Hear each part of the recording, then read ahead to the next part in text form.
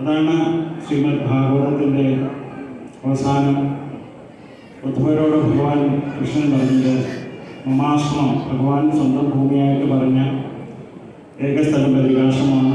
ആ ബദരികാശ്രമത്തിലേക്ക് പോകാനാണ് പറഞ്ഞത്.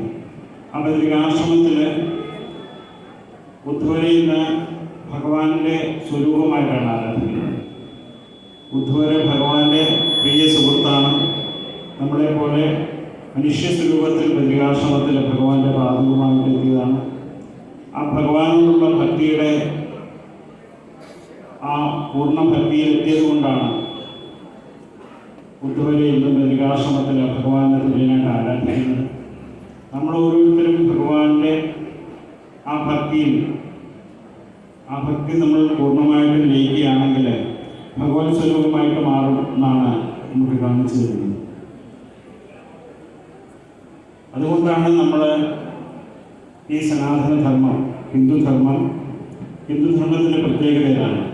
കാരണം നമ്മൾ ഓരോരുത്തരും ധർമ്മത്തിൽ അധിഷ്ഠിതമായിരിക്കുന്ന എല്ലാത്തിനെയും സ്വീകരിക്കുകയും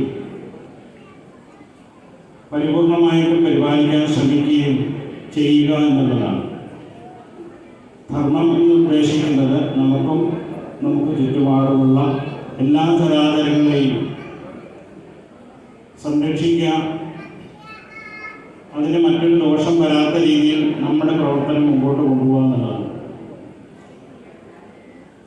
അങ്ങനെ ആ ഒരു ധർമ്മത്തിൽ ചരിക്കുകയാണെങ്കിൽ നമ്മുടെ ജീവിതത്തിൽ എല്ലാ സൗഭാഗ്യങ്ങളും നമ്മളിലേക്ക് എത്തിച്ചേരും. അത്രയും വലിയൊരു പുണ്യജന്മമാണ് മനുഷ്യജന്മം.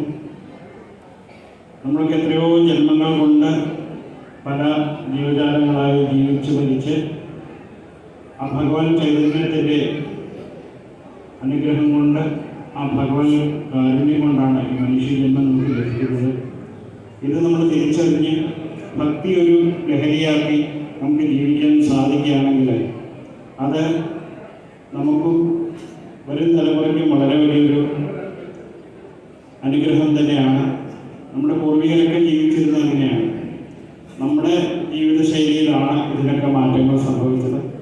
അപ്പോൾ നമ്മൾ ഓരോരുത്തരും ശ്രമിക്കേണ്ടത് നമ്മുടെ ജീവിതം ആ ജീവിതത്തിൽ ആ ഭഗവാൻ ചൈതന്യത്തിന് കൊടുക്കേണ്ട പ്രാധാന്യം കൊടുത്ത് ആ ഭഗവാനിലേക്ക് എത്താൻ, ആ ഭഗവാൻ സ്വരൂപത്തിലേക്ക് മാറാൻ വേണ്ടി നമ്മൾ ശ്രമിക്കണം. അങ്ങനെയാണെങ്കിൽ മാത്രമേ നമുക്ക് മനുഷ്യജന്മം കൊണ്ട്